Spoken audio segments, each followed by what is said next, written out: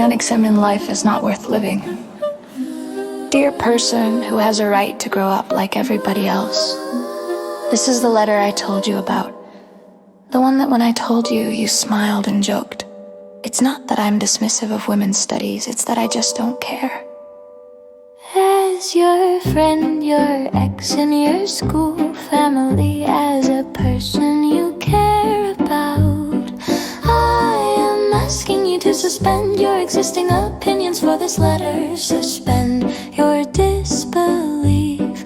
Give yourself a chance to see how feminism is your issue too. I want to convince you that women's studies is not only important, but it is important to you.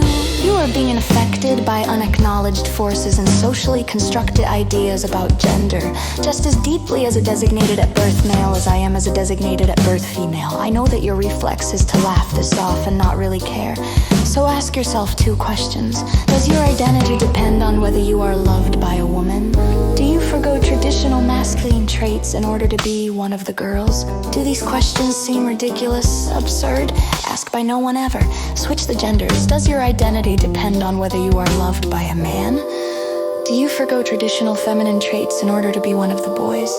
And then you get a picture of what has defined my whole female life. These become real issues that scientific study after study is able to recognize, issues which take many forms, some more subtle and dangerous than others. Feminism is merely a lens, a perspective you use to see the world more clearly. You will recognize how being dismissive of these issues comes at your own peril, whether it is in your relationships and friendships, your teaching career, or even your development as an individual. This letter is about you in the context of a bigger picture, and you will do yourself a lifetime of favor by giving it a chance to not change you, but broaden and connect what already exists within your mind. Dismissing feminism and subscribing to pre-existing social constructs, stories produced by cultural, social, and historical forces about what one is or is not, should or shouldn't be, is detrimental to personal development. These social constructs or stories are pervasive and ultimately determine every choice we make and how we see ourselves, who we are. You may not realize it, but these very stories, these scripts we seem to follow, are what have made feminism so laughable to you and countless other men and women. You've been set up to believe it's all the nonsensical ramblings of Nazi feminists, which is both anti-Semitic and sexist, though said often and casually. That's just another story, another script that we're taught to abide. Women aren't unfamiliar with it either, and often can't even comfortably call themselves feminists. False stories have been repeated throughout generations, like an echo through time, making it invisible to us because we see it as simply the way things are and have always been.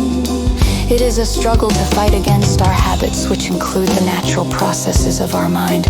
But it is necessary if we want to live a satisfying and justified life, to know the true possibilities and limits of our being.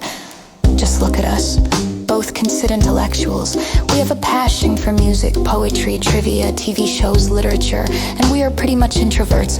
We both came out of lower income families and had to experience the deaths of our only true parental figures.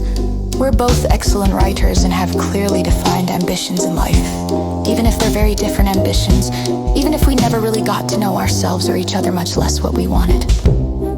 We're more alike than we are different, more like each other than, for example, I am like our bubbly ex-friend, or you are like our conservative ex-wife friend. All 4 of us are friends, and yet me and you have always paired off. Some kind of intertwined soul, even if forced together by fate and not organic existence. My women and gender studies minor has taught me there are more differences among than between genders. In other words, there is a wider ranging spectrum of difference from girl to girl or boy to boy than between boys and girls. Behavior, personality has no gender. This is why I prefer to be understood as a non-binary woman person. And I don't care how complicated it is, another person's identity does not define me. You do you, boo. But while behavior has no gender, neither does power. And And yet it is the situations created by social constructs which have pushed the power toward the patriarchy, and those who submit to it obediently leaving women and dissidents in general without agency. Please don't feel attacked by the recognition of privilege. Something you've just always had, born as you, use it well. It's not your fault, but I hope you will grow to care, no matter who we become.